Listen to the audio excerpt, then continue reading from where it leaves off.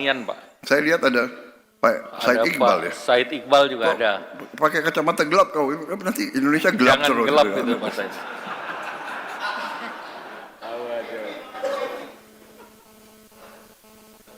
Pak Presiden, mohon dapat nanti barangkali lebih diperkuat untuk hilirisasi dan juga untuk peningkatan produktivitas petani pekebun kita. Baik, terima kasih Bu. Pak Said Iqbal dulu, silakan Pak. Kemudian Pak Ristadi dan terakhir Pak Wijayanto. 5 Pak. Terima kasih Pak Presiden dan jajaran Menteri.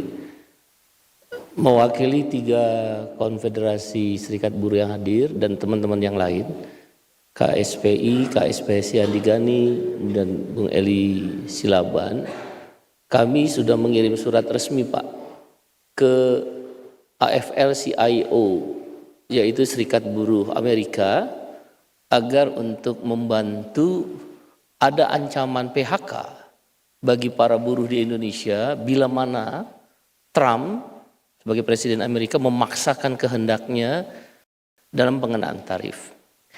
Terkadang jalur seperti ini sedikit efektif karena kami berkeyakinan kehadiran Pak Presiden ke dalam forum demi forum, pertemuan demi pertemuan selalu memberikan optimisme kepada kami, setidak-tidaknya kaum buruh, bahwa tantangan yang kita hadapi seperti Bapak sampaikan berulang-ulang termasuk hari ini harus dihadapi bersama. Dan karena itu dengan cara kami, surat itu kami layangkan meminta kepastian agar Trump mempertimbangkan kembali dampak kebijakannya kepada buruh di Indonesia. Dan kami adalah anggota International Trade Union Confederation dan saya salah satu pengurusnya di tingkat dunia di Brussel, di Belgia. Itu biasanya diadopsi oleh Serikat Buruh AFL-CIO dan mereka akan bikin semacam executive summary terhadap ancaman PHK di negara-negara yang dikeluarkan dengan adanya kebijakan tarif Trump. Yang kedua Bapak Presiden yang kami cintai, ini data fakta lapangan, tentu akan diuji 3 bulan ke depan.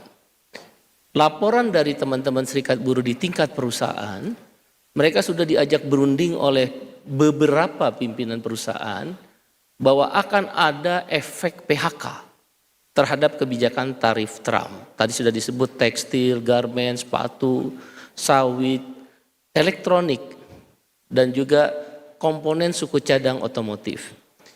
Kebanyakan dari perusahaan ini, misal di tekstil, dari catatan serikat buruh di lapangan Pak ya, di tingkat pabrik Bapak Presiden, itu mereka kan pemainnya Taiwan, Hong Kong, Korea. Mereka itu punya juga pabrik-pabrik di beberapa negara. Yang tadi Bapak sudah sebutkan, Pak Menko sebutkan, dan Bu Sri Mulyani sebutkan. Sehingga ancaman untuk memindahkan ke negara-negara itu terjadi. Maka akan terjadi efisiensi, bahkan tidak menutup kemungkinan ditutup perusahaan. Tapi baru mau diajak berunding. Oleh karena itu ancaman PHK ini kami kalkulasi, sekali lagi ini baru kalkulasi Pak Presiden, bisa jadi salah. Dalam 3 bulan ke depan di industri-industri yang menjadi anggota serikat buruh itu 50.000 lebih buruh akan terancam PHK. Tapi dengan optimisme yang tadi Bapak jelaskan dan beberapa menteri menjelaskan situasi ekonomi makro, mudah-mudahan itu bisa menghambat terjadinya PHK tersebut. Oleh karena itu izinkan kami Pak Presiden ada beberapa usulan dan saran melalui forum ini. 1, segera dibentuk Satgas PHK Pak. Jadi enggak gerabak-gerubuk. Kalaulah terjadi PHK, kita sudah siap. Ada unsur Apindo, Kadin, Serikat Buruh, Kementerian Tenaga Kerja, Menko Perekonomian, dan saya sudah usulkan pada Pak Supmi Dasko, Wakil Ketua DPR, termasuk DPR. Dengan demikian Satgas ini akan berperan aktif untuk memberikan kontribusi bila mana ada potensi PHK, apa langkahnya. Dan Satgas ini juga untuk mengeliminir, mendeklinasi potensi pemogokan bila mana, sekali lagi bila mana terjadi PHK yang mengakibatkan hak-hak buruh tidak dibayar. Kami meminta harapan pada Bapak Presiden agar hak-hak buruh Kalaulah terjadi PHK itu bisa dibayarkan sesuai peraturan perundang-undangan. Satgas ini sangat berperan. Yang kedua Pak Presiden, pada regulasi. Pada pertemuan upah minimum kami menghadap Bapak pada waktu itu di istana, saya sudah sampaikan langsung pada Bapak Presiden mewakili kawan-kawan buruh, regulasi itu yang akan membebani para pengusaha dan buruh terjadinya PHK di perusahaan adalah Permendak nomor 8 tahun 2024 atau 2023 saya lupa itu tentang impor itu Pak. Karena ketika nanti Cina pasarnya agak tersendat di Amerika, dia akan larikan kan impor ke negara-negara lain khususnya termasuk Indonesia. Permendak nomor 8 tahun 2003 udah disuarakan oleh banyak pihak tapi nggak dicabut-cabut. Ada apa? Pada waktu Bapak bahkan langsung menelepon Pak Zulkifli Hasan. Sampai hari ini pun nggak dicabut Pak.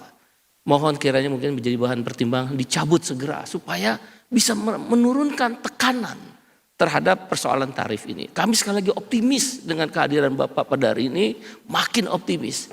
Memang kita harus bekerja bersama-sama untuk bangsa ini. Dan yang terakhir renegosiasi Pak.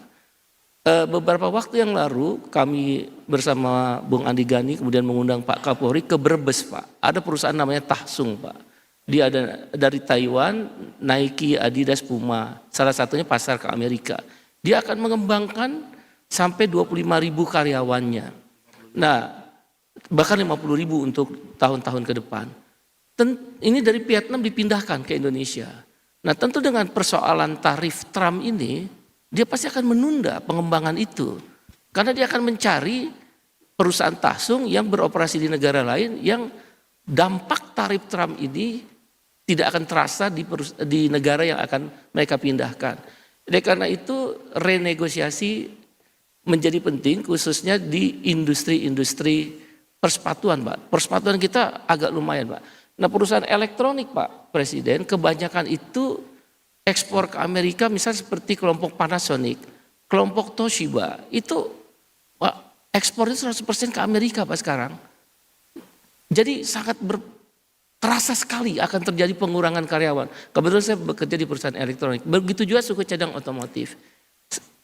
Walaupun kita tetap optimis, tidak ada salahnya kita juga mempersiapkan diri demikian Bapak Presiden.